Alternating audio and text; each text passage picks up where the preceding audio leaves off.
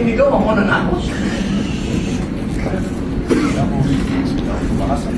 Humihingi ako ng paumanhin sa May bagay pero nasigaw mo tumatulog.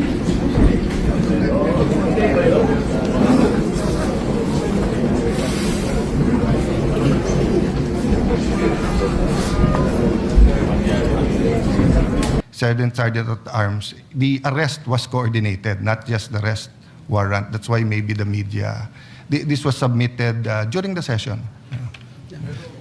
Yes, but I clarified that I do not believe that the actual manner. So there are two issues, no? Was it coordinated, which they're saying that they're disputing that. Secondly, the manner in which they carried out the order. Senator... Mr. President, just to put on record, the parliamentary status is that Senator Padilla made a manifestation and he is about to be interpellated by Senator Marcoleta. And so we thank the gentleman for allowing our colleagues to interject. But before we say something, Mr. President, I just wanted to add to what our colleagues mentioned dahil yung mga osaan natin na nagpapakamatay for the Senate institution, Mr. President, pakita natin sa kanila, Mr. President, that we are all out in defending them. Ako po, Mr. President, nandun mismo ako doon sa Senate clinic nung dinala yung OSAA personnel natin. Mr. President, bugbog sarado siya. Dito sa video, kuha mismo ng staff ko, Mr. President, kinukuha, sinakay, pinilit isakay doon sa sasakyan. Tapos umalis. Ito, duguan na po yung ating Senate OSAA.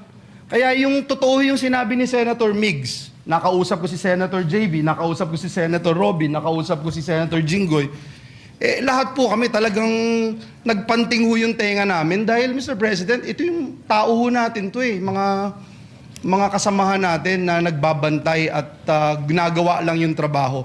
Yun pong individual na ito, Mr. President, kakaisang buwan pa lang po niya dito sa Senado. Kakatapos lang ng training niya to be part of OSAA. And yet, Mr. President, ito yung naranasan po niya sa Senate premises, Mr. President. Kaya hindi lang po yung medical treatment ang aming hinihiling, Mr. President, pati ho legal, Mr. President, ibigay natin what we can do. Because, Mr. President, kung walang magpa-file ng kaso sa mga ito, ako mismo maglilid to file cases against these people, Mr. President. Thank you, Mr. President, and may we now recognize Senator Rodante Marcoleta for his interpellation. Thank you, Mr. President. Thank you. May I just state, Senator Padilla, so all of this is preliminary. An investigation is going on administratively, but yun nga, I urge the Committee on Rules to take charge so that we can get all of the facts, because apparently, even with just 24 senators, history repeats itself. I mean, there's been several senators arrested, attempted to be done here, and that's historical. Even during the first parliament, ginagawa ng mga harit reyna yan, hinaharas minsan, or minsan legitimate. So anyway, thank you for bringing it up, and you have the floor, Senator Padilla. Ginoong Pangulo, gusto ko lamang pong ibalita sa ating mga kasama na naging maganda po ang responde ng Commission on Human Rights sapagkat kaninang umaga po nakipagpulong sila sa atin at nakipagpulong po sila sa USAA at kay Senator Bato de la Rosa patungkol po sa nangyari na karahasan at pang-aabuso sa karapatang pantao ng ating mga kasama dito sa Senado. Pangalawa, gusto ko lamang din pong iparating sa ating mga taong bayan na magkakaiba po ang kaso ni Senator Trillanes at Senator De Lima sa kaso po ni Senator Bato. Dahil si Senator Bato, ang warrant po niya ay hindi galing sa Pilipinas. Ang warrant po niyan ay galing sa ibang bansa, sa isang dayuhang korte. Ito po ay malayo doon sa usapin na sila ang kustodiya po ni Senator De Lima at ni Senator Trillanes dito lang sa Pilipinas. Ito pong mangyayari kay Senator Bato ay dadalhin po sa ibang bansa. Medyo yung po pag-isipan nating mabuti. Dapat bang mangyari muli ang nangyari kay dating Pangulong Rodrigo Roa Duterte? Dapat bang mangyari pa yan muli sa isang Pilipino? Yun lamang po, sana alam natin ang pagkakaiba ng warrant galing sa Pilipinas at warrant sa isang korte lang ng ibang bansa. Yun po, maraming salamat po. Point of order, Mr. President. Point of order, Mr. We were going to Point of recognize Senator Marcoleta, but this is a point of order, Yes. so we recognize Yes, Senator Mr. Pangilinan. President, my understanding is this matter was already referred to the Committee on Rules.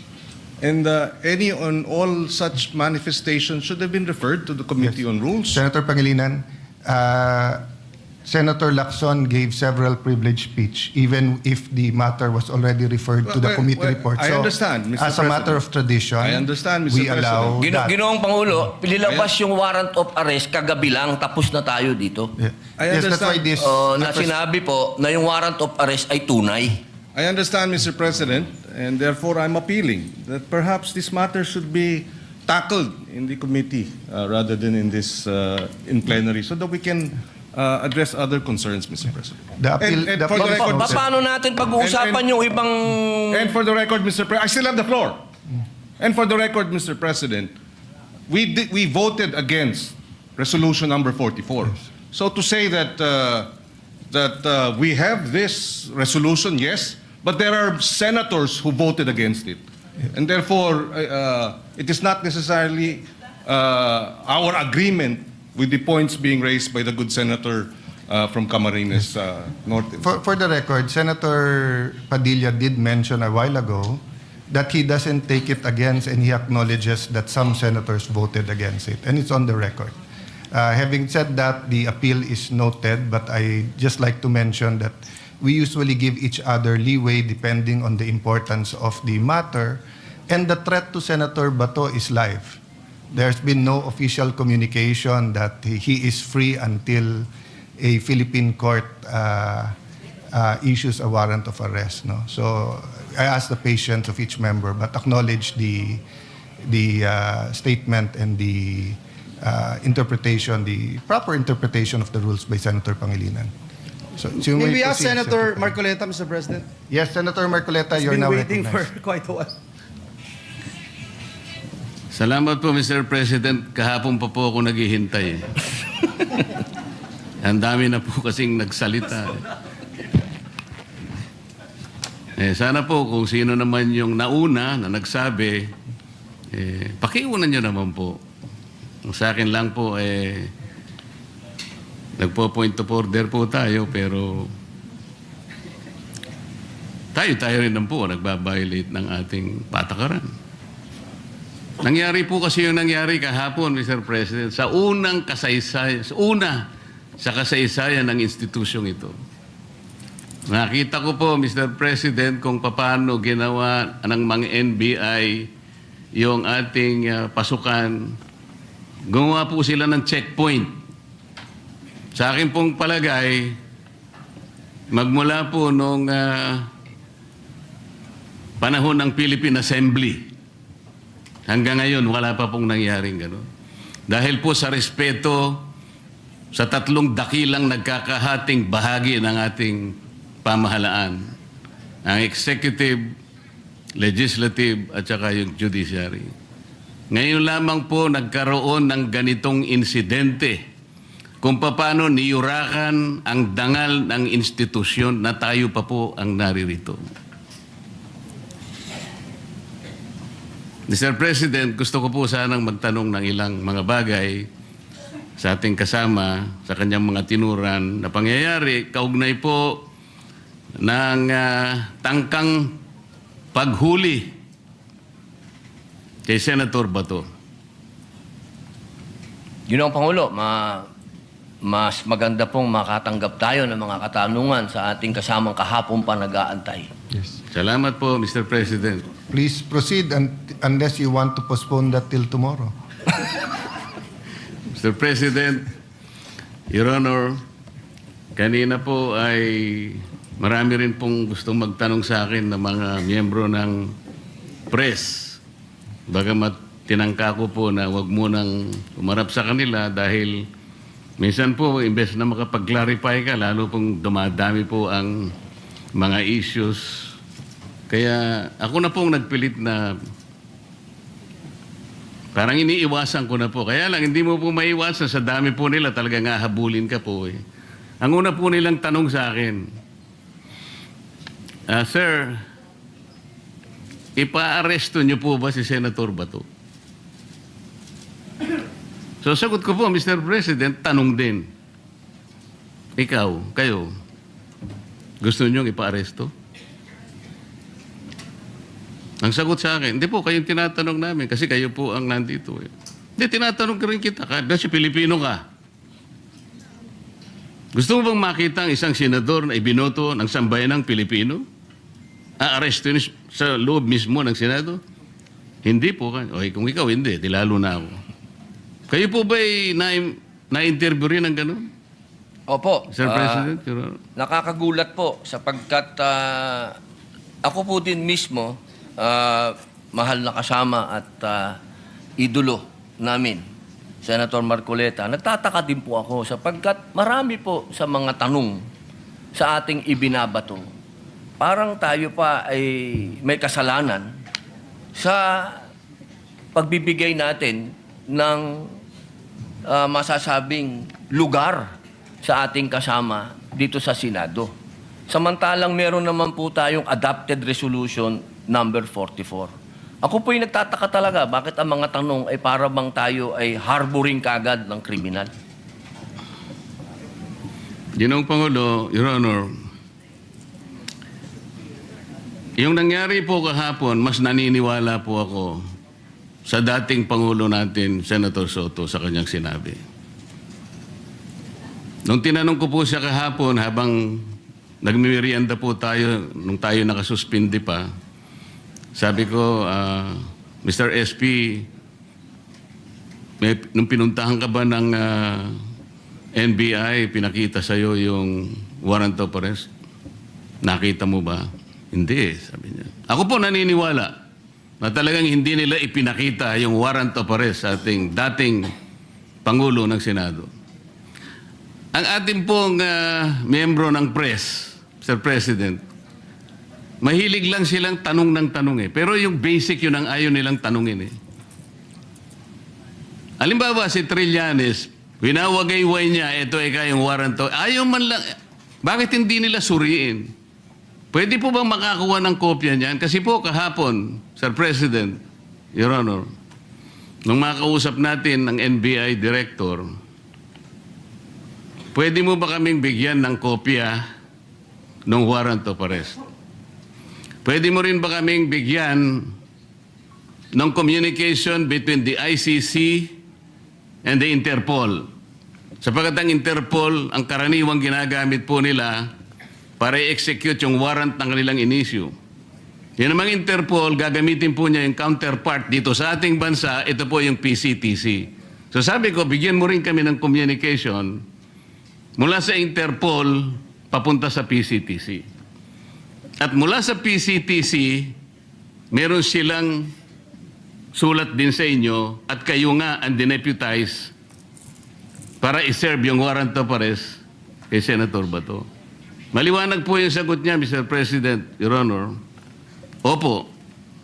Gusto ko po sanang itanong, Mr. President, kung nag-comply na yung NBI Director na yung ating hinihingi ng mga communications para mapagtibay natin kung talagang meron ngang inisyu, kung totoo nga po na merong warrant of arrest at hindi lang ginawa sa Claro M. Recto, para po lahat ay guided. Yes. Naibigay na po ba? So number one, Senator Marcoleta, I apologize to you. You were present and in fact, you made very good points to the NBI Director. Number two, tama po kayo. He promised to officially communicate the warrant and I told him he is welcome to serve the warrant. The issue is the actual arrest. So I asked my staff as to my office, wala. To our secretariat, may na-receive ba tayo from the NBI? Wala pa. So, Yeah, wala pa. Mr. President, Your Honor, doon lamang po sa simpleng requirement natin, dahil nung gabing yun, ang sabi niya, hindi lang niya dala, nasa sasakyan niya. So, hindi na natin siya pinilit, dahil yung sasakyan niya nasa labas. Pero, Mr. President, Your Honor, Alas 5 na po eh. Yung po bang mga requirements na yun, simpleng-simple po para matukoy lang natin kung talagang merong warrant of arrest. Bakit hindi po hanggang ngayon ay naibibigay ng NBI na sila pala, allegedly, ang dineputize ng kung sino-sino na iserve ang warrant of arrest sa ating kasama? Bakit po? O baka nga po wala eh. Ito yung pinaka-problema. Ang dami pong kumakalat na issue sa labas. Tinatago raw natin. Meron pa pong nagsabi kung sino-sino na yung pagkup-kup daw po natin, yung ginamit natin, yung inadapt nating resolution number 44, sabi ni Trillanes, obstruction of justice. Yan po yung mga pinagsasasabi nila. Your Honor, alam niyo po ba yung statement ng Permanent Mission of the Republic of the Philippines sa United Nations noong 79 session of the UN General Assembly? Ba, napakaganda po niyan. Mas maganda po, basahin niyo po sa amin. Kasi hindi mo pa alam, di ba? Opo. Salamat po, Mr. President. Ito po kasi may kaugnayan sa pinag-uusapan natin eh. Ito pong 79 session of the UN General Assembly ay may kinalaman po sa pagde-define ng scope and application of the principle of universal jurisdiction. Ito po yung naganap, Mr. President, on October 16, 2024. Kasi po, bilang tayo po ay permanent member ng United Nations, tinanong po nila yung ating posisyon. Paano ang pagkakaintindi mo sa principle kanya and application of universal jurisdiction? Ang sabi po ng Pilipinas, Mr. President, Your Honor, kami po sabi niya the general rule is that jurisdiction is territorial. Universal jurisdiction is an exception grounded on the need to preserve international order.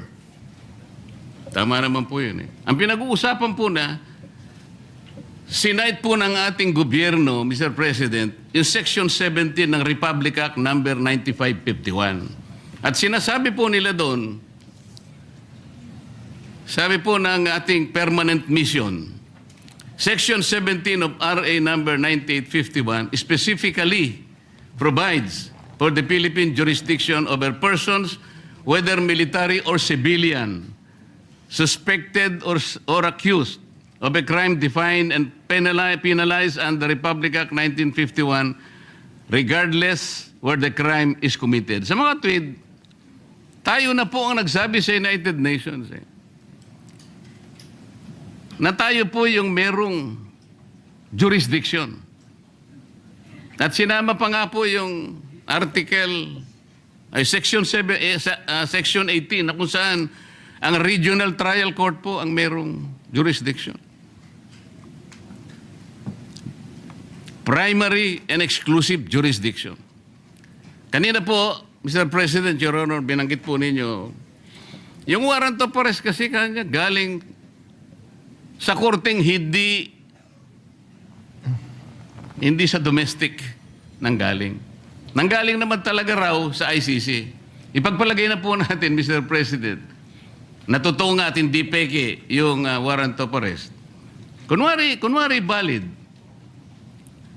Ang sinasabi po ng ating batas, Mr. President, isasagawa mo lang ito sang-ayon or in accordance with the extradition laws and treaties obtaining in this country.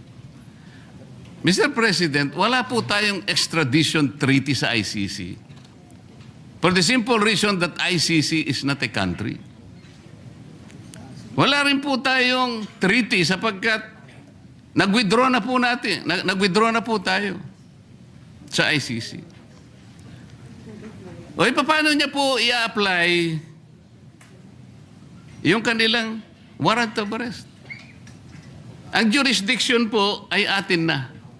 Mr. President, Your Honor, on May 10, 2026, ang ating kasama, Senator Bato, was served a subpoena by the CIDG for the alleged crime of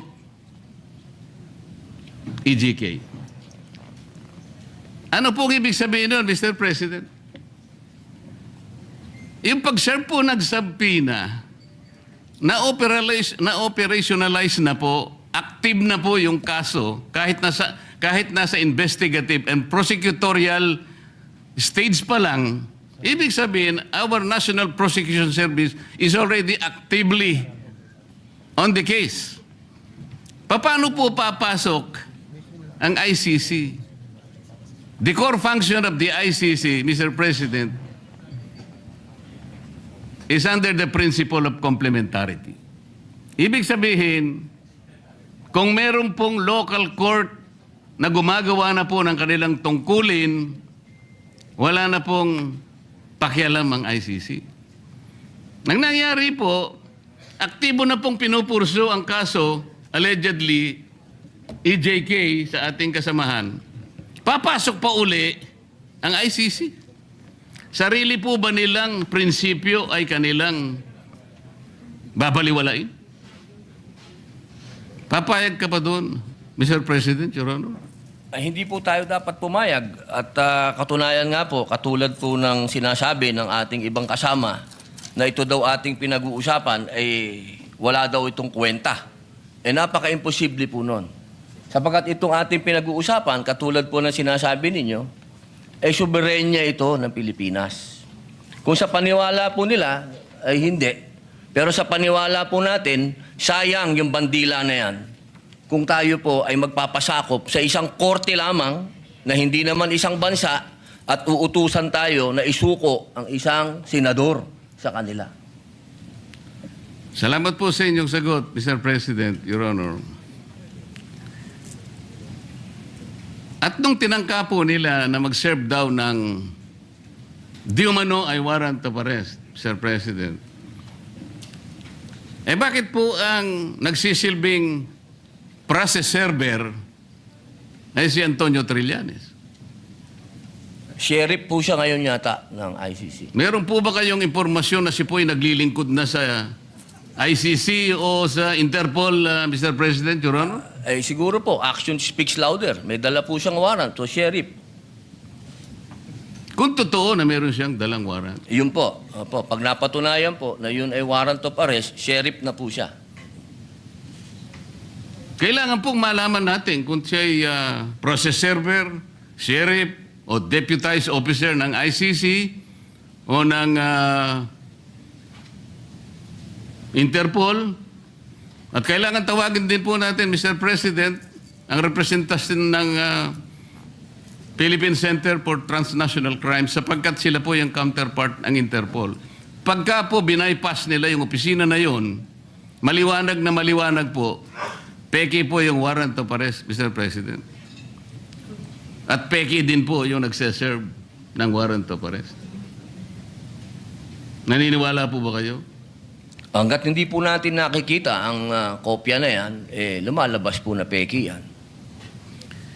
Mr. President, Your Honor, alam niyo po ba yung bilateral immunity agreement sa pagitan ng United States of America at ng ating bansa? Alam ko po yan, nasa Quran po yan. Nasaan po? Nasa Quran po. Ang binabanggit ko po ay ang nasa paragraph 2 ng bilateral immunity agreement. Kaya ko po sinabi nasa Quran dahil ang sabi po sa Quran, kapag yung bagay na hindi mo alam, itanong mo sa nakakaalam. Pakisabi po. Opo. Hindi po. Tinatanong ko lang naman po kung alam ninyo kasi kung alam na ninyo, hindi na po ako magtatanong. Di po, kaya ipaalam nyo na po sa amin. Ayan. Mr. President, ito pong sinasabi kong ito, may kinalaman na naman po kasi. Malaki ang kinalaman sa ating pinag-uusapan ngayon. Dito po kasi sa paragraph 2 nitong bilateral immunity agreement na ito na ginawa noong May 13, 2003, minsan po itawagin ito na non-surrender agreement. Sinasabi po rito na ang isang citizen ng isang partido, ibig sabihin ng Amerika, na nandito sa ating bansa, ay hindi mo pwedeng isurrender o i-transfer by means o sa isang international tribunal for any purpose unless such tribunal has been established by the United Nations Security Council. Ano po ang ibig sabihin nun, Mr. President, Your Honor? Yung ICC po kasi, hindi po established international tribunal ng UN Security Council. Kaya nga po, kung mapapansin nyo, Mr. President, Your Honor, ang Amerika at saka ang Russia, hindi partido ng ICC. Wala silang, ayaw nila yan. Kinamumuhian nila yan. Dito po sa agreement na ito, tayo po, ang bansa natin, may katungkulan na hindi niya isusurrender ang isang Amerikano. Militar man yan, civilian, o no, nang walang consent yung Amerika. Ano po yung ironical implication nito, Mr. President? Tayo po pumayag sa pagitan ng kasunduang ito na ipagmamalasakit natin ang isang Amerikano na nandito sa ating bansa, hindi siya pwedeng i-transfer o surrender sa ICC sapagkat yan ay hindi recognized ng UN Security Council. Pero tayo, senador, Pilipino, meron siyang mandato sa ating mga mamamayan. Hindi ba kabalintunaan ito, Mr. President, Your Honor? Opo, tama po kayo. Yan po ay ibinoto po yan ng taong bayan. Katulad po ni Senator Bato, 20 million po ang bumoto dyan.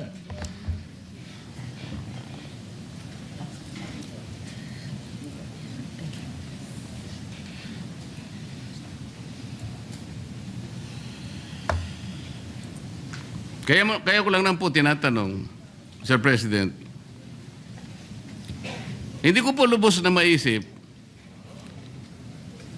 tayo pala kaya nating ipagtanggol ang hindi isang Pilipino, kahit hindi Pilipino, dahil lamang nakipagkasunduan tayo. Pero sarili nating kapwa Pilipino, may mandato sapagkat nagsisilbing senador ng ating bansa. Hindi natin kayang ipagtanggol. Ito po yung irony na napakahirap siguro natanggapin ng bawat isang Pilipino. Tama po kayo eh. Ang warrant of arrest po ay galing sa ICC. Ang kaso po ni Senator Trillanes ay iba sapagkat ang nag-issue ng warrant of arrest ay sarili nating korte na kailangang igalang. Ganon din po ang warrant of arrest na inisyo kay dating Senador Laila de Lima. Pero ito'y natatangi po eh. Kung totoo po na yun, ay talagang totoong warrant of arrest. At yun ay nakabase sa saligan mismo ang Rome Statute. Bakit hindi muna nila unang basahin, Mr. President, yung Article 59 ng Rome Statute, na kung saan sinasabi ron, yung aarestuhin mong tao, kailangan madaliin mong ilagak sa isang competent judicial authority ng custodial state. Ano ang custodial state? Yung ating bansa.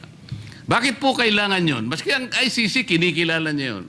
Dahil meron pong mga prosesong dapat na mapagtibay. Una, kailangan malaman natin kung yung warrant of arrest applicable doon sa tao na yun. Dito lang, sa pinag-uusapan natin, hindi applicable kay Senator Bato. So meron siyang recourse para questionin yung warrant of arrest. Kaya importante na ilagak mo siya sa isang competent judicial authority. Ang isa pang kinakailangan mong maisaalang-alang doon, Mr. President, Your Honor, ay kailangan yung proseso ay naigalang lahat.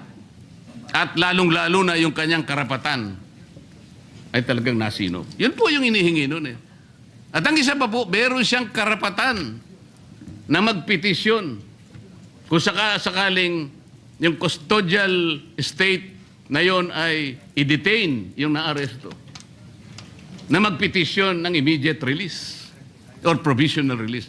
Lahat ng ito ay hindi magagawa, Mr. President, Your Honor,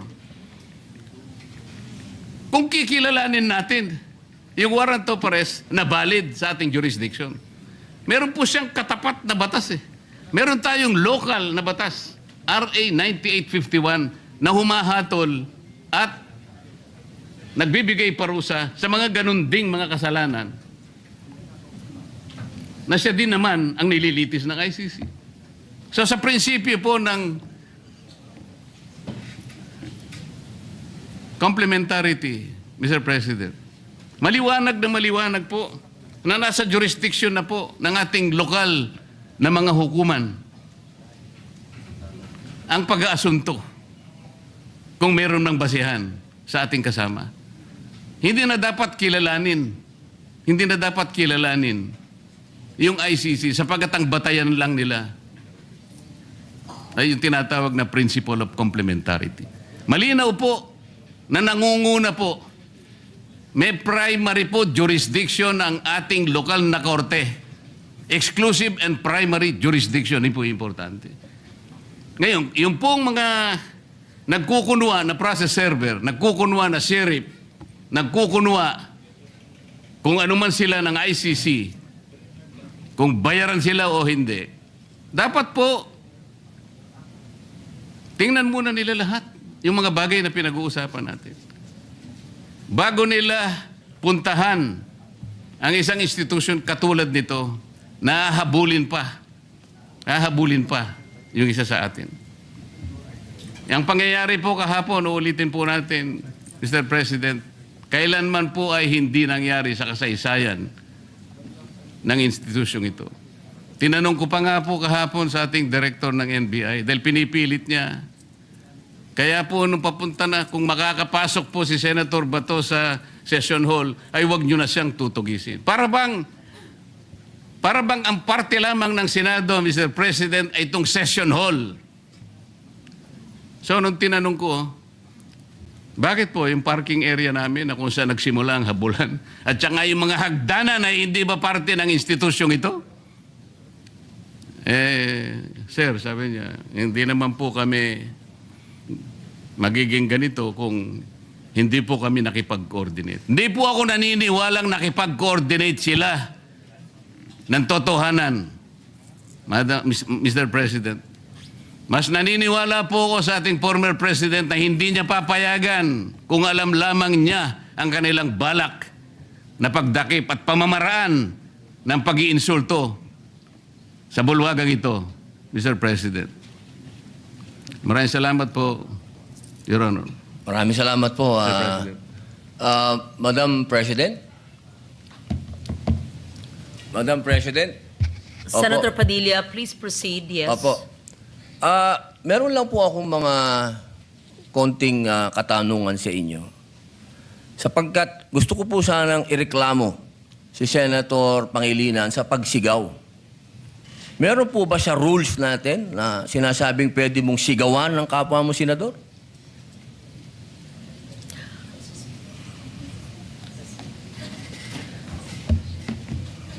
Mr. President.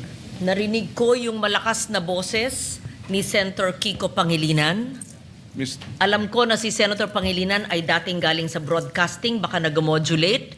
Maari po ba tayo ay mag-suspend muna para pag-usapan yung malakas na boses at wari pagsigaw ni Senator Excuse me, Pangilinan? nasa akin po yung floor. Senator Padilla has excuse the me. floor. The chair is answering the question of Senator Padilla. Session is suspended. Yan ang panatero, walang